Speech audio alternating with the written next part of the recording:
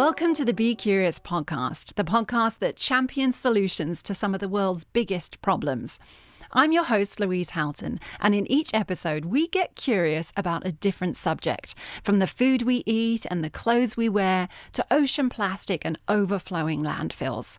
All of our guests have brilliant minds and innovative ideas to make it easier for you to live a more sustainable, conscious, and pollutant-free life. And the best part is, this podcast is not just about listening. It's about building community and connecting like-minded individuals who are curious about alternatives to enhance their lives and the longevity of the planet.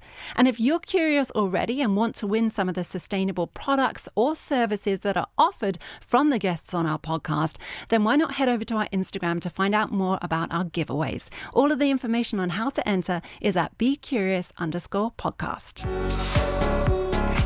I am so excited to be bringing the stories in this podcast to you all. It is such a pleasure to share what companies and organizations are doing for future generations.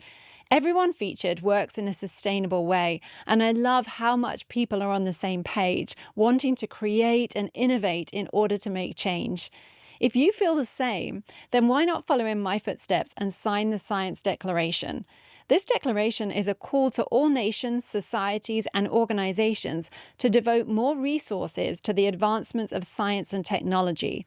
They're encouraging people internationally to join forces in battling debilitating diseases, ensuring sufficient food for a growing world population, stopping the destruction of our environment, and engaging in joint endeavors to elucidate the secrets this fascinating universe holds.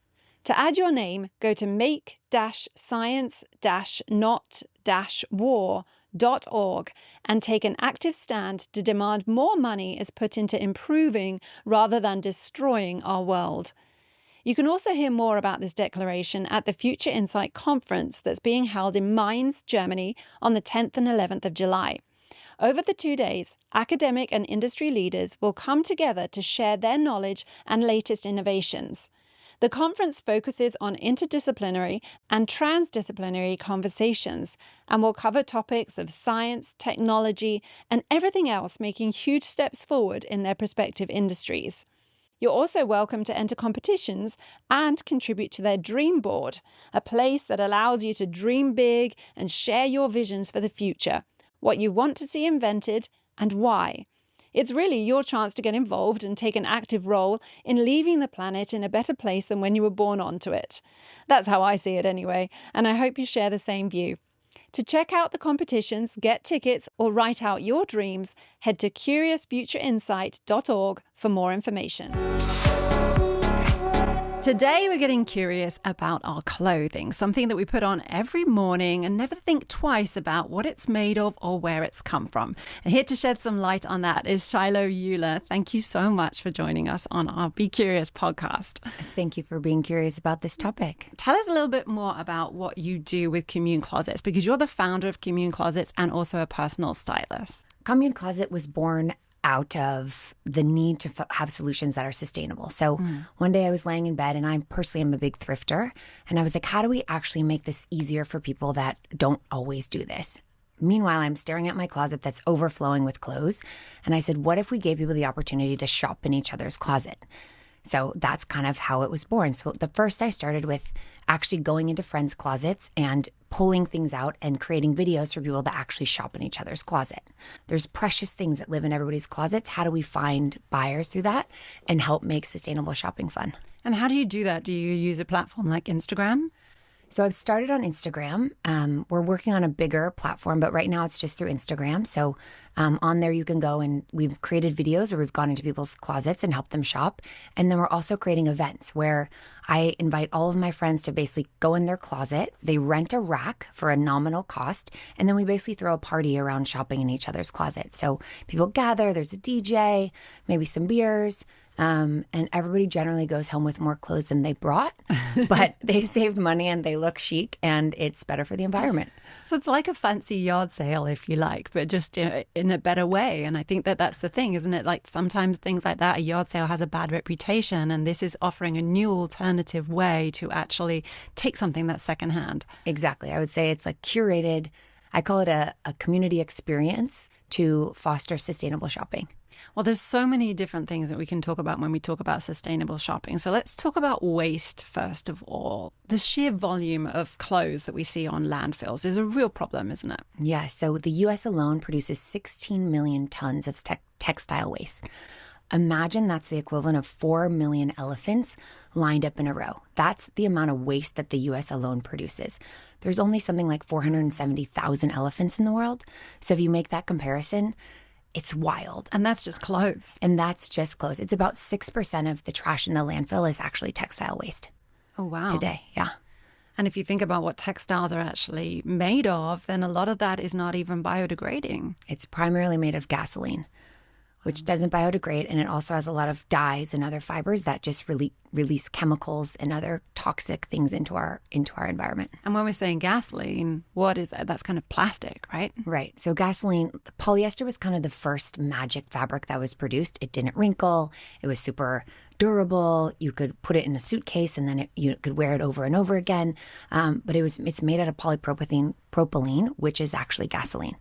The challenge with that is it doesn't biodegrade. It also, the creation of it produces greenhouse emissions, which causes global warming. And now almost every single thing that we wear has some level of plastic in it.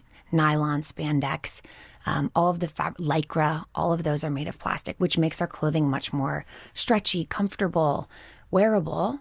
But the other side of that is it's killing our planet. And if you think about it, it's not really breathable either. I mean, a lot of our workout clothes are made of that, aren't they? So they're really tight and flexible when we're moving. But are we actually allowing our skin to breathe when we're sweating? Yes, exactly. I mean, if you've ever worn a vintage polyester dress, which I have, you have to wear the most extreme deodorant you can because there's no air coming in or out. But yeah. So if we think about it too, when you say it's actually made of gasoline, I think that kind of rings true in a different way in my mind. You know, that sort of tells me that I'm putting literally the same thing that I would put in my car to fuel that onto my body on a daily basis and allowing it to sit next to my skin. Yeah. How would that not be affecting my skin and my body in some way? Exactly. And the even scarier part is the microplastics that are released when you wash your clothes. So you don't even see them, but as you're like the lint that you pull out of your dryer every day, within that are microplastics that eventually go into the water because as you wash the clothes, they're leaking into the water, going into our food resources and the ocean, etc. So it becomes a whole other issue other than just, waste. Let's talk more about the microplastics then. Do you think people actually know that their clothes are made of plastic? No way. Mm-hmm. We wouldn't keep buying it if we did, right? I don't think so. Yeah. I mean, I think the whole production of current fashion is wild when you start thinking about it. So first and foremost, we take an oil compound and we have to basically boil it to a high temperature, which releases a lot of carbon dioxide as well as nitrous oxide into the air. Nitrous oxide is 300 times more potent than carbon dioxide. And both of those are exactly what's causing global warming.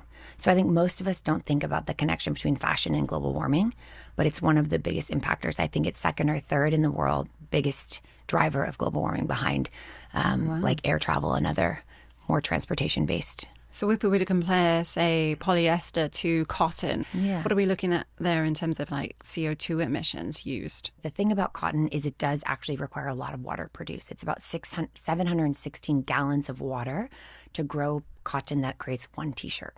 So fashion in general is very, very impactful on the environment. The difference with cotton and other natural fibers like wool, linen, bamboo is when you put them in the landfill, they'll actually decompose and they become fuel for the rest of the organisms within the landfill. So while cotton is also challenging to produce, there is a life cycle where we can put it back into the ground and regenerate. So the reason for Commune Closets is consume less. My entire mission is to keep fashion fun, keep shopping fun, but inspire people to shop secondhand because I think that's really the only way that we fix the problem. We're addicted to feeling good and feeling great and buying new things, but there's so much out there. Yeah. There's some statistic for 5 years, the whole entire world could not buy a new thing and we'd still have enough clothing to keep everybody completely garmented. For that long? For that long, with what's already existing in the world. So who's to blame for fast fashion? It's a complicated question. I think first, capitalism is built on consumption, right? It's built on growth. It's built on consumption. It's, we earn money so we can buy things, so we can feel good, so we can earn money to buy things to feel good. So I think like the American dream about growth, about money, about success is about consumption. So I think it starts with that and like basically who we are as a culture. And to be successful is to look good, to feel good, to buy new things. So probably in 2000, about 2000 was the first time I had a experience with fast fashion. I was in Spain at the time and I discovered this store called Zara. Zara was incredible, right? You walked in there and everything was exactly like it looked on the runway. Everything fit well. And I started researching them. And basically what they did is they were the first to create a vertically integrated supply chain. So they would see something on the runway. They would quickly create it and send it directly to their stores. So there was never any clothing in their warehousing. So that was the first way that they started to save money is they basically made only so many units. They put them directly in the store. After 30 days, they would move them out of the store. So they created this sort of like quick from runway to store model. And it really took off. People got really, really excited about it. There's rumors, they're not sure if they're true, but there is some rumors that even say that like the Zara seamstresses were sewing on the boat as the clothes were coming across to the US, so that would be so fast. That seems fashion, extreme. Exactly. But fashion used to be on like a 6 to 8 month life cycle. So you'd see a garment, you'd make a pattern, the pattern would go into sampling, the sampling would go into production, and then it would ship to stores. With Zara, they moved from 6 to 8 months to 2 to 4 weeks. So it really changed the game, and it helped consumers see that they could wear current stuff like basically tomorrow. So that's kind of where it started. That was 2010 when I first discovered it. And Zara was the first people to I would really... say that they're the first. They're the first that were like kind of credited for integrated supply chains, which they basically like took all the inefficiencies out of making clothes. They owned everything from top to bottom, from fabric mills to seamstresses and then directly to stores, so things would move quickly. They also never ever spent on advertising. They would just put their store next to like the Gucci's and the fancy retailers of the world. So they kind of created this perception of like high-end, high fashion, but it was quick and it was inexpensive. And Zara is one that I still in some ways respect because they do create really interesting clothing and some of it actually lasts. Like I have Zara pieces that have lasted 10, 20 years. That said, they're still using polyester and they're still, producing garments at much more of a rapid pace than is really sustainable for our planet. So yeah, Zara kind of introduced the fast fashion concept to the world and then insert the internet. So now companies like Shein could basically take away the retail component, which actually made them more efficient, and use data, use search analytics. So the founder of Shein is actually a search engine optimizer. So he basically understood how search would work. He would see what people were searching for, early data mining, not early, but probably 10 years ago now. And he would basically say, okay, green jumpsuit. And he would see that volume of search would go up. He would create a green jumpsuit and put it on the market. They'd take a small volume of products, so say 100 units, based on what they saw in the data from trending topics on the internet, etc., knock it off, put it on the internet, and then they would watch the velocity of that sale.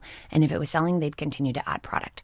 So they produce almost over 2,000 new items a day, which is wild. One of the challenges, there's a lot of issues. And where are they being made? In China. Yeah. And one of the other issues about Shein, not only are they using unfair labor practices, because if a garment is $5, there's no way that worker is being paid an appropriate wage. But they're also they're knocking off intellectual property. So they'll find somebody on Etsy and they'll see that matches a trend that they're seeing based on search or based on TikTok or based on Instagram, and they'll knock it off and put it in the market. And because their business is decentralized through China, there's no really way to hold them accountable for for intellectual property infringement.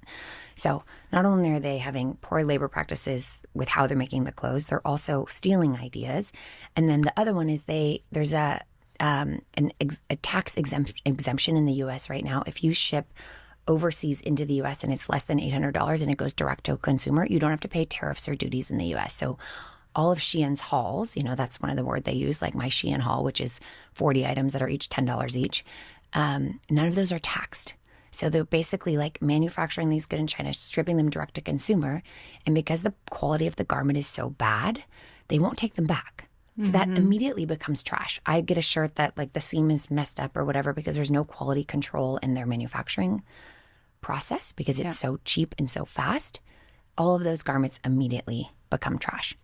Why do they then not go to a donation site to people in need who need clothes? I think that they do in some instances, but many donation sites, one, they don't, like if you go to a Buffalo Exchange or any of those kind of slightly more premium secondhand retailers, they won't take that low level product. So that's one issue. Second issue. What about just like a Goodwill or something? Yeah, I mean, a Goodwill will take them. The stats say that only 85% of things that are donated actually make it into the sales floor. A lot of this because there's like mildew issues and things that from the process of me packing at my house, putting it in a bag, having it sit in the sun outside of Goodwill before they go to unpack it, the clothing or the garments or whatever gets messed up, and they're not going to do the work of cleaning it. Also, those stores are also overrun. So if the clothing is sitting in their store too long, they too either ship it overseas, they incinerate it, or it goes in a landfill. So even if you donate it, it doesn't necessarily mean that it's going to a good place. One other thing that I think is really interesting to note about Shein is that they're growing. Mm-hmm. So 46% year-over-year growth from Shein. So we can say like they're doing so many things to exploit people, the environment, avoid taxes, etc. Yet they still have an audience. I think about 6% of Americans shop at Shein. For statistically speaking, they say 17.5 million Americans shop from Shein, which is about 6% of our population right now. And that's probably just because of the price point.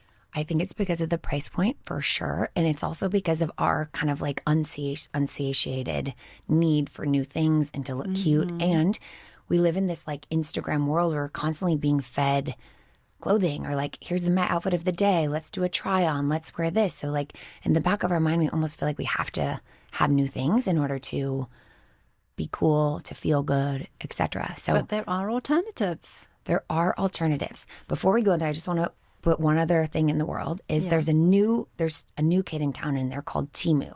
And Temu is taking all of the practices of Shein and they're even making it worse. They're doing cross category.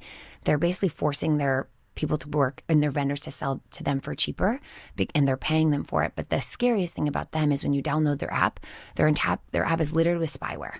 So they're literally taking all of the data for your phone and putting it back into their system. So if any of you were encouraged by Temu to download their app for $100 credit, delete it from your phone immediately. They're essentially like, there's 2 different lawsuits against them right now for the spyware that they're basically taking consumer information. So it's an interesting world. So I think things like this really help people just think before you shop. Mm-hmm. You know, if it's really cheap or they're forcing you to buy it, maybe you don't need it. Yeah. You know? Maybe you did. Yeah. Maybe you just don't need it. Yeah. And I think nowadays too, like we were talking about trends and style and things like that, but I feel, and you know, you could probably advise me better as a personal stylist, but people are able to have their own style these days. There's not sort of one style that's in fashion anymore like we've had in decades gone by. I feel like people are able to do skinny jeans still, but also mom jeans, but also baggy jeans. Whereas, you know, 10 years ago, there was just one style of jean that was in fashion. Everybody had to wear it, for example. Yeah. What do you feel? Agree. Yeah. I always say that the internet killed fashion only because everything became homogenized, right? There's no, like you said, the fashion industry was actually built on these trends, right? Like you want to get people to be changing their jean style every 2 years because that means they're buying more things. Yeah. But now it's moving so fast that we almost are mixing every single trend at the same time, which is interesting, which I actually think it's great. It really encourages people to have their own true fashion and really understand what works for them and what makes them feel good. And their own identity with it too. Absolutely. But that's one of the things I hear the most with people that I work with is that they're kind of like, they don't know where to shop. They don't know how to shop. They're like overwhelmed with the amount of options because they don't know what's a trend. They don't know what works for them. They don't know what to do. So it almost they freeze and they don't buy anything, or they take the lowest common denominator, which is something that's served to them on a silver platter like a Shein, or something that's kind of like overly advertised. Which is made to go out of fashion the next year because it's not going to last till the next year. Yeah, exactly. It's not even made to go out of fashion. It's not made to last, right? Or it doesn't even fit well the first time, right? You might wear it once because it's new, but then you're not going to wear it again because all day you're tugging on it or whatever because it just you wash doesn't. It and it shrinks. Yeah, it just doesn't work. But people keep buying. Mm-hmm. There's a whole other school of thought, which is maybe another podcast, but people will say that like, fast fashion is important. It's classist to talk about anti-fast fashion. So basically, like, fast fashion allows lower income populations to actually wear clothes and feel good. There is some interesting arguments there, but that said, I think it's still a consumption problem, and we still have the opportunities to shop secondhand from a Goodwill or whatnot. But that's a whole other interesting topic about, like, sort of the socioeconomic impacts of fast, slow, and medium fashion. If you're like me, then you're curious about the future and what that will look like for our children and our children's children. A great place to feed my curiosity is at the Curious Future Insight conference that happens every other year. I've already got my tickets to head to Mainz, Germany on the 10th and 11th of July for this year's edition. Over the 2 days, academic and industry leaders will come together to share their knowledge and their latest innovations. They will talk about the problems we're encountering on a global scale, but this is not a conference that focuses on everything going wrong. Quite the opposite. The Future Insight Conference is a really positive and uplifting place to be because the speakers have been working for years on solutions. From major players like Merck to startups only a few months old, the lineup of keynotes and panels really show the seniority in each industry. And the best part is that everyone is talking about what they're doing to make a difference in the world. This year, among many others, they have the CEO of BioNTech, Ugur Sahin, the founder of Boston Dynamics, Mark Rybert, and also the Nobel Prize winner and professor Stephen Chu. It's a place where you can connect with like-minded individuals in academia and industry, take part in workshops like the Microplastics Hackathon, and you may even be interested in entering yourself or your company into one of the many competitions they have running annually. They have the Nature Spin-off Prize, Science and Shorts Prize, and the Future Insight Prize is the creme de la creme, awarding €500,000 as a helpful research grant. If you want to find out more about the event and grab your tickets, head over to curiousfutureinsight.org to find out more information. I'll also put a link to the page in the show notes. And if you do come and you see me there, please don't be shy and say hi. It would be such a pleasure to connect with you all. Let's dive into talking more about the alternatives then, because there are ones out there, and maybe your listeners, are aware of them. Maybe they're not aware of all of them, and they're maybe not aware that even there's personal stylists out there to help you find all the different solutions that are more sustainable. So what are our options if we were wanting to be a bit more conscious with our shopping? Yeah, I think the first thing is look at materials. We talked earlier about polyester, nylons, lycras, these kind of non-biodegradable fabrics. So first stop is try to find things that are natural. So wool, linen, cotton, silk even, because those things we know will go into the landfill. So that's one rule. The second rule is only buy things that you are going to wear at least 30 times. So if you're not going to wear it 30 times, put it back. I also use the rule for myself of what about an occasion dress? So my opinion on occasion dresses is rental. And I'll talk a little bit about rental in a minute. But I think that I always feel will this bring me joy? And will I be able to wear it in a multitude of ways? As somebody who has way too many clothes, I'm always fighting with my closet to find things and pushing things around, and the bar's too full. So I'm okay, is this actually going to bring me joy? Do I want to touch this? Do I want to push this around in my closet? Is it that important? I also use the rule of am I going to pack this? So the things you bring on vacation or you take with you are kind of your favorites. So I only bring new things into my home that will become a packable item, which means that it has a lot of uses, right? It can be worn in a bunch of different ways. It makes me feel good. It's, I want to put it on and kind of feel good amongst somebody I might not have seen in a while. So I think those are some good rules. Wear it 30 times, and does it bring you joy? Occasion wear, there's a lot of really interesting options right now in rental. So I'm sure you've heard of Rent the Runway, Nuuly, which are kind of the existing models. Mm-hmm. But now we're seeing peer-to-peer rental marketplaces popping up. So there's a company called Pickle. There's another one called In Rotation, where basically I can put my clothing online and you can rent it for me. And either we can negotiate a price, or there's a preset price for, say, a week. So it allows for a lot more variety in what you can wear. You can find somebody like you and I are similar sizes. We could follow each other, for example, and know that we can, fit in each other's things and just rent them on a one-to-one basis. There's actually a store in Santa Monica that's starting to rent clothes. And the Pickle, it's a startup. They just raised $8 million. They have a retail store in New York. So in my opinion, I think if you're going to an occasion, let's rent. There's also a company that's called Favorite Sweater, and it's like a trade. So it's the same model where I can load my closet and you could load your closet, and we can just like barter to make a trade for our clothing for a limited period of time. So there's a lot of really interesting, I think people should think rent for occasion wear first and foremost. What kind of price point would you be looking at then for something like that, in comparison to buying a new one off Shein? Yeah. I mean, I think the sad thing is we're never going to be able to compete with Shein. Okay. Like if I just did a Nuuly rental just to play with it, and for $100, I got 8 garments for a month. So like 100 divided by 8, that's $10 a garment, which is actually comparable to Shein. But you have to be able to spend $100 for the whole month. So that's more reasonable. The peer-to-peer rentals is very specific to the garment. Where we get in trouble from a cost perspective is shipping. So the Sheins, the Temus, these guys are underwriting the shipping and they're paying for it. Yeah. Now, if I try to rent, it's going to cost me $10 to ship it to you and another $10 to ship it back. So even if the rental is $10, you're still at a $30 price point. So that's one thing that I think is a barrier we need to collectively get around.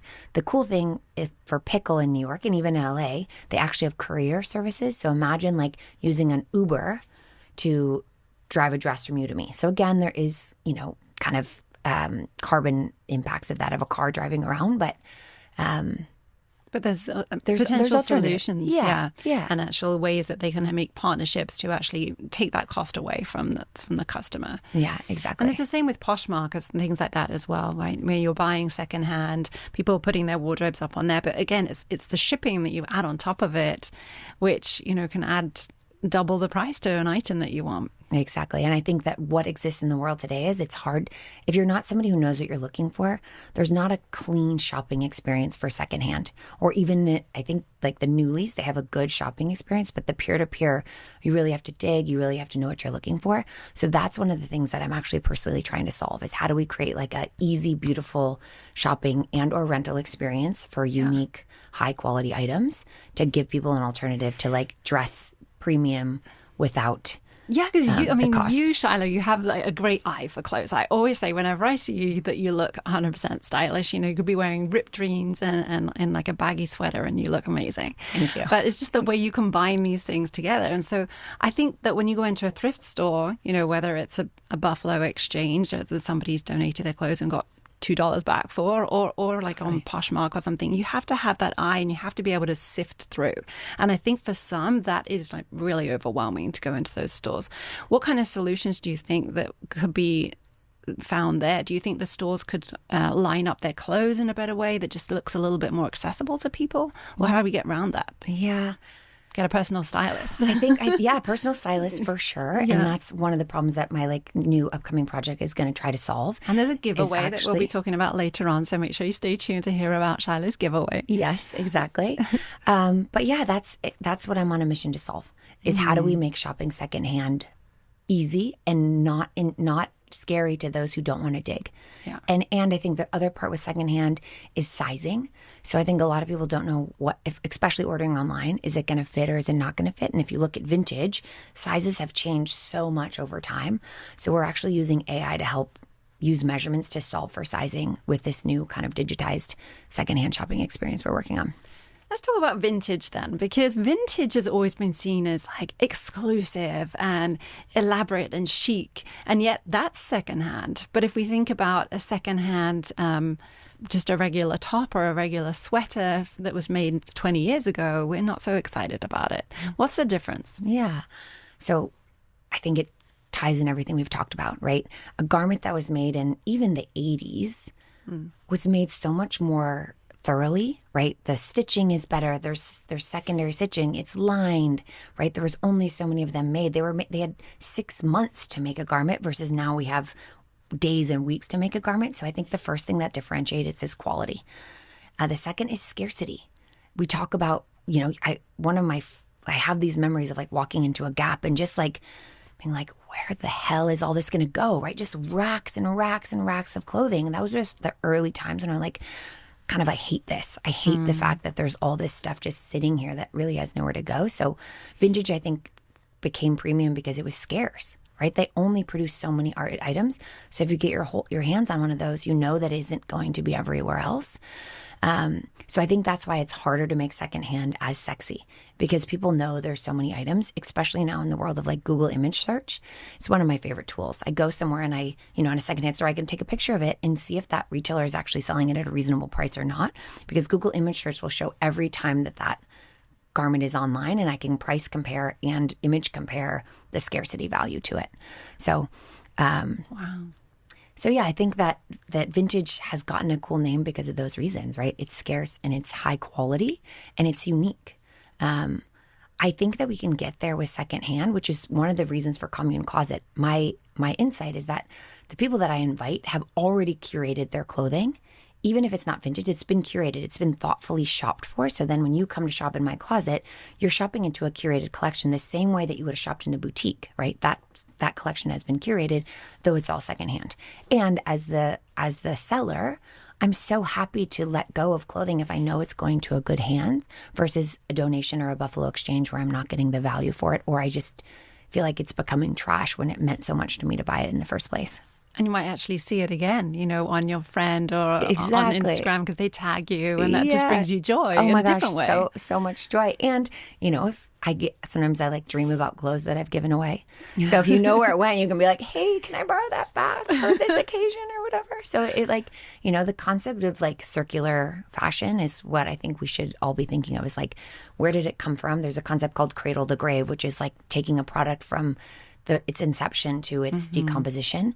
If you just think about that when you shop, where is this going to go after? Will a secondhand store even take it, or is it a product like Shein, which is just literally like oil and garbage? And I think, as you said as well, now that everybody has their own identity and they're having their own style is so much more acceptable than just following a trend. You're able to bring in these items that are vintage. You're able to bring in these items that are 10, 20 years old, and that be okay to wear from a kind of status point of view, you know? It is interesting, though, is I often think about a college age demographic, because I think that when we're still becoming adults, I don't think we have as much we don't have as much confident in who we are as an individual to actually push our own fashion limits. I actually was talking to a younger employee of mine, and she said, "You have great style. It feels very 2010." And I was like, well, I do wear a lot of vintage clothes. And immediately I Googled, what is 2010, to see what does she see me as?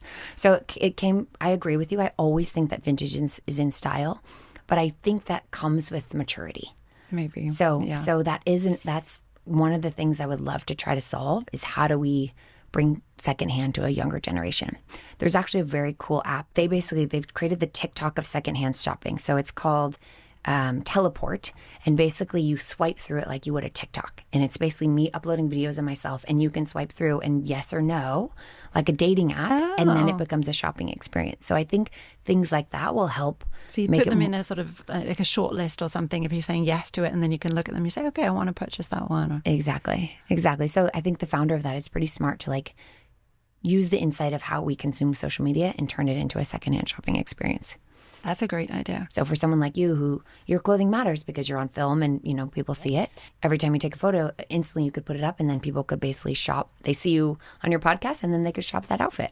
Okay. Maybe I'll put this one up. I have to watch it to see what it is, though. Exactly. A green jumpsuit. Exactly. So how often do you host your events, your Commune Closet events? So right now my goal is to do it quarterly. The dream would be able to do a franchise of it. So basically set it up and create a model that anybody in any town could basically open their backyard into a Commune Closet event. But right now we're at about a quarterly cadence. And are other people doing the same thing? Do you have competition, or is this something that seems to be quite exclusive in this area? When you say you need a new car and you want to buy a yellow car, then all you see is yellow cars. Mm-hmm. I feel like I'm having that because I'm so dedicated to this. I'm consuming all of the other alternatives. So the good news about that is that there is a lot, which is really rad. We've talked about a couple: Pickle, By Rotation, which are peer-to-peer rentals. We talked about Lucky Sweater, which is a trade. We talked about what we just talked, Teleport, which is the TikTok of secondhand shopping. There's also one that I found that is so incredible. It's called Benny. So Benny, you download as a Chrome extension, or you can download it to your phone. And every time you search for something, it'll show you the secondhand version of that. So if I say green jumpsuit, it'll show me all the places that green jumpsuit has been on Poshmark, eBay, any of their secondhand shops, which is it's really cool. It helps people like find solutions easier for the things they want in secondhand. Another thing that's happening in a couple of places is actual brands are creating secondhand versions of their own store. So there's a company called Treat, and basically what they do is they integrate with Shopify and BigCommerce, Salesforce stores, and they allow, like, so if I buy everything I'm wearing is vintage, but let's say I bought a Gap shirt. I could go on there and I could connect my email, which was the receipts of everything I've bought from Gap, and I can upload it into the Gap secondhand store. Then as a consumer, you can go on Gap and they have a tab that says vintage or however they market it, and it's a marketplace of their own goods. It also enables that brand to take all of their old inventory and make it shoppable. So they understand that they have way too much inventory. Generally speaking, 40 to 60% of any collection that's designed never gets sold. 40 to 60%? 40, 60%, because mostly it's size variations or the style was dated or whatnot. So even when they do sales at the end of the season? Even when they do sales at the end of the season. And it's also wild is if you think of like a Nordstrom Rack or a Marshalls, those guys are not only taking garments that are like, downstream from big box retailers, they actually have their own manufacturing practices as well. So they too are creating goods to be consumed. So like everybody's creating things because like more equals more money equals keeps your business going. It sounds like they're being a little bit more conscious now, which is good to see if they're actually starting their own secondhand shopping alongside the mainstream. Yeah, there's at least 3 different companies that they're focused on what do brands do with excess inventory. And one of the main concepts is that like create an ownable secondhand store so they can see what the life cycle of their brands are. So all of these things I think are really good indicators that things are happening. Also, really big news yesterday in New York, the Fashion Act passed in the state of New York, which basically is the first time the fashion industry will actually have some sort of regulation.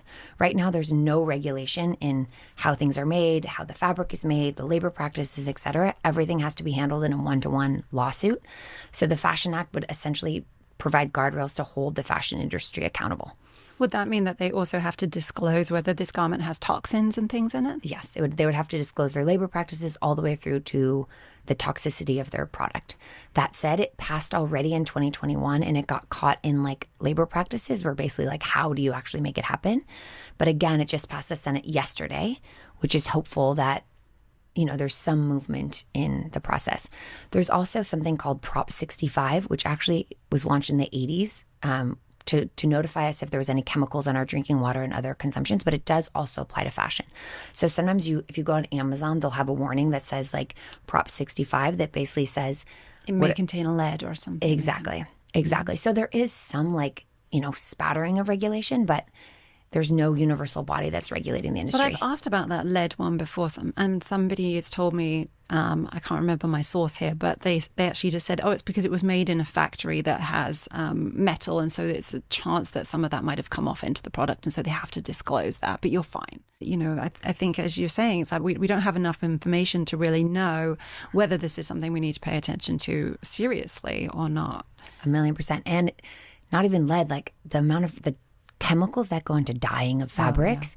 And I think there's Gore-Tex is under scrutiny right now, and it's actually going to be no longer to be able to be produced because of the chemicals that make it so that no water can penetrate it. Yeah, I was going to say that's the awareness. When you start diving into it and you find all of this information out, it can get quite scary. But I think what we're trying to do here with this podcast is say, no, there are positive solutions. We can find different ways to do it better, to use more sustainable materials and to shop in a better way for ourselves, our budgets, and our environment. And although we talk about what we can do now, I think what's good to also sort of think about is what the bigger companies are doing, because in essence, we need to kind of challenge it at its source. And those companies are the ones who are causing the problem. So they're the ones in essence that need to actually make the change. Yeah. I mean, I think there's a whole other category about greenwashing, right? There's so many companies that have used sustainable as a way to sell product. And again, because there's no regulatory body, we don't actually know if their practices are good or not, I think in the show notes, I can send you some companies that are actually like doing a really good job of trying to be sustainable so that people can find brands that are making an effort. That would be great. Love to list all of those. Yeah. And yours as well. Of course. And one, like I saw yesterday, Mara Hoffman, who's a very famous, she's very cool, like very unique product. She put an announcement on Instagram yesterday that she's closing her business because it was so hard to operate as a sustainable player in the fashion industry. Just from a cost perspective, like she couldn't keep her prices in a way that was obtainable. She'd have to take away her sustainability practices. So we live in a world where it's actually really hard, and the customer has to choose with their dollar what they buy. And when Shein is growing 46% year over year, it's really hard for businesses to stay afloat that are doing it sustainably. My whole pitch, as you guys all know, is about secondhand.